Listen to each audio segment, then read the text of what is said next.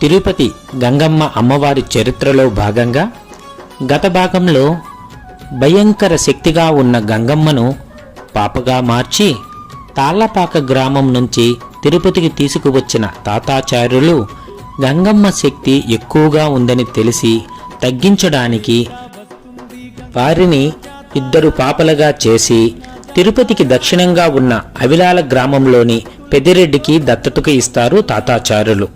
ఇక మిగిలిన కథ గురించి తెలుసుకుందాం.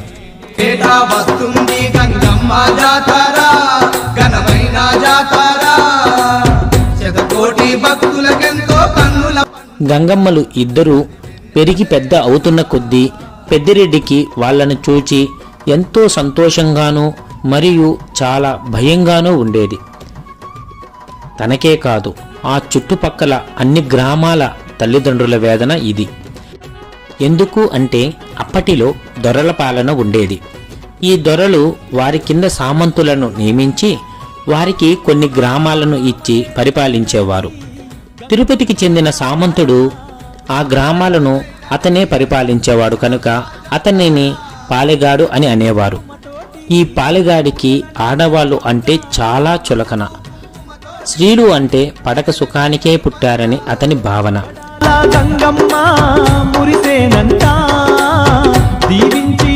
తిరుపతి పరిసర ప్రాంతాలు అప్పటిలో కరువు ప్రాంతాలు కనుక దొరలు ఈ ప్రాంతాల గురించి పెద్దగా పట్టించుకునేవారు కాదు. అందుచేత పాలెగాడు అరాచకాలు మితిమీరిపోయేవి. అది ఎంతవరకు వెళ్ళిందంటే తన ఆధీనంలో ఉన్న గ్రామాలలో ఎవరికి వివాహం అయినా కూడా పెళ్లి కూతురు తొలి 3 రాత్రులు తనతో గడపాలని నిబంధన పెట్టాడు. అందువల్ల వారికి పుట్టే తొలి సంతానం తన సంతానం అవుతుందని, వారు పెరిగి పెద్ద అయినా కూడా తండ్రి అనే భావనతో తనని ఏమీ అనకుండా వదిలేస్తారని తన భావన. ఈ పాలెగాడిని తలుచుకున్న ప్రతిసారి పెద్దిరెడ్డికి చాలా భయం వేసేది.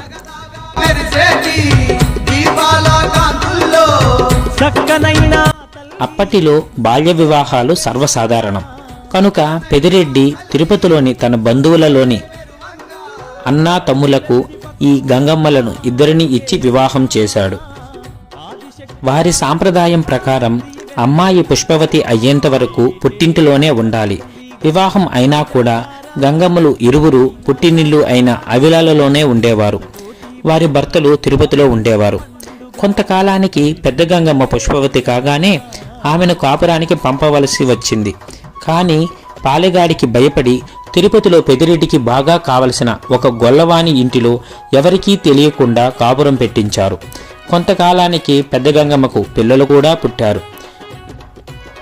అవిలాల గ్రామంలోని చిన్నగంగమ్మ పెరిగి పెద్దది అయ్యింది. మనిషి నలుపు రంగులో ఉంటుంది, కానీ చాలా అందంగా ఆకర్షణీయంగా ఉండేది. ఎవరన్నా ఆమెను చూస్తే కళ్ళు తిప్పుకునేవారు కాదు.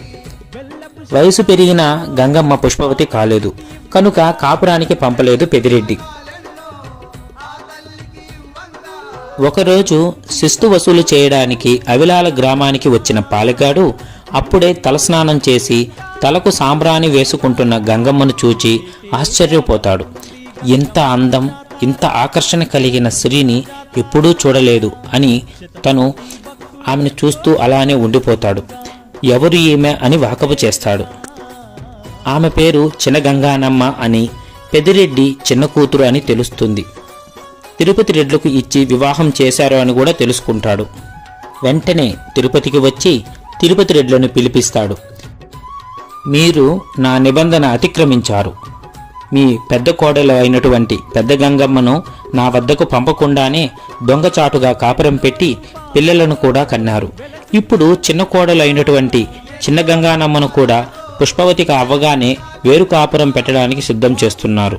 నాకు ఎదురు చెప్పి ఎలా బ్రతకగలం అని అనుకున్నారు అని వారిని బెదిరించాడు.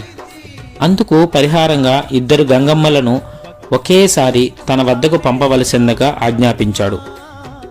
చిన్నగంగమ్మ భర్త అందుకు ఒప్పుకోక ఎదురు తిరిగాడు. తిరుపతి రెడ్డి కొడుకును మందలించి తిరుపతిలో ఉంటే గొడవ చేస్తాడు అని భావించి కుప్పంలోని తన బంధువుల ఇంటికి పంపించి వేశాడు. ఇలా కొంతకాలం గడిచాక చిన్నగంగమ్మ పుష్పవతి అవుతుంది. పాలెగాడు పెట్టిన రహస్య గూఢాచారి వలన గంగమ్మ పుష్పవతి అయిన విషయం తెలుసుకుని తొలి రాత్రికి సిద్ధం చేసుకుని గంగమ్మలని తీసుకుని రమ్మని తిరుపతి రెడ్లకు కబురు పంపిస్తాడు. ఈ విషయం తెలుసుకున్న పెదిరెడ్డికి ఏమి చెయ్యాలో పాలుపోక తాతాచార్యుల వద్దకు వెళ్లి జరిగిన విషయం మొత్తం చెబుతాడు. ఇంతలో ఈ విషయం తెలుసుకున్న పెదగంగమ్మ చాలా భయపడుతుంది.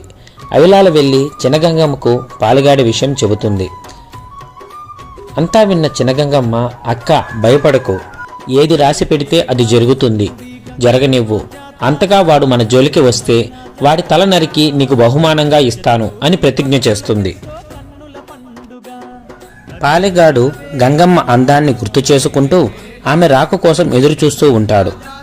తాతాచార్యుల వారు పెద్దిరెడ్డి చెప్పినది విని, రెడ్డి భయపడకు, ఆ పాపలు నా పాపలు కాదు. ఒక ముఖ్య ఉద్దేశంతోనే ఆ పాపలను తిరుపతికి తీసుకువచ్చాను, నీకు దత్తతకు ఇచ్చాను. ఈ రోజు కోసమే నేను ఎదురు చూస్తున్నాను. నేను మీ గ్రామానికి వచ్చి అన్ని వివరంగా చెబుతాను అని తాతాచార్యుల వారు అవిలాలకు బయలుదేరుతారు. గంగమ్మ అమ్మవారు పాలెగాడిని ఎలా ఎదుర్కొంది, తిరుపతి ఊరి చుట్టూ గ్రామదేవతలు ఎలా వచ్చారో ఇంకొక భాగంలో తెలుసుకుందాం.